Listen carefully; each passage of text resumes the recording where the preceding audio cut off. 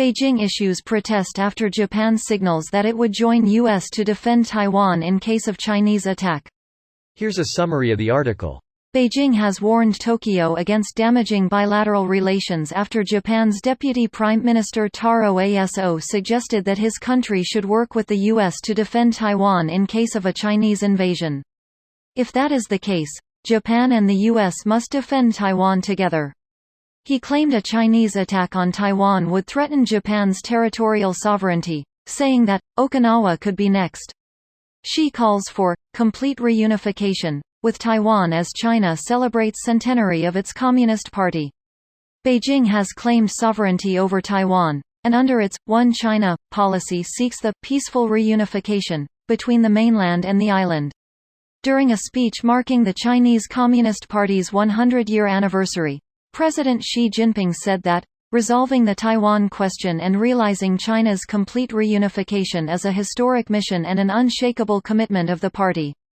It's unclear whether Japan would even be able to mobilize its military should Taiwan come under attack. This post received a score of 85,000, with an upvote ratio of 87%. Here are the top comments in response to this article. Breaking news: Japan and China dislike each other.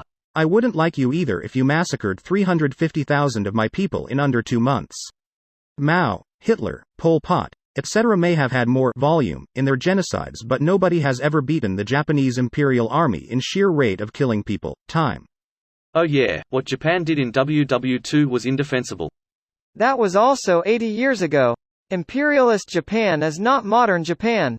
Edit Psy. Do I really need to say it here as well rather than people reading the rest of this thread? Japan should acknowledge what they did. Without acknowledging it, nobody can move on. But that doesn't mean modern Japanese people are responsible for the crimes of their ancestors, and the modern Chinese people aren't the direct victims of those crimes anyway.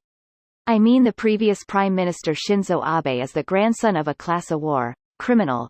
And most of the ruling right-wing LDP party including Abe is comprised of politicians who are members of an ultranationalist, revisionist organization called that believes that they didn't commit any war crimes and that any mention of atrocities is just communist propaganda. So sure, technically on paper the idea of Angela Merkel being the granddaughter of Hitler and a card-carrying neo-Nazi, Holocaust denier wouldn't make modern Germany the exact same as Nazi Germany. In spirit, it would be very tough to make the same argument. China cannot take Taiwan by force. To do so would risk damaging key infrastructure, in particular the semiconductor industry. China can only succeed in its aims if USA and the rest of the world loses their nerve. If China can Hong Kong Taiwan, then global balance of power dramatically shifts in Beijing's favor. If USA and world forces it into a hot conflict, USA kinda wins, but realistically no one will win after open conflict between USA and China. USA is starting to invest in homeland semiconductors, I've been told. Taiwan is building massive semiconductor facilities in the US. I have no doubt that if the home island is threatened they will blow their own factories and relocate here, with ample assistance from the US. Taiwanese companies might do this. However, wouldn't it be in Taiwan's interest to retain critical industries and thereby remain indispensable, thereby ensuring there is global pressure to maintain the status quo?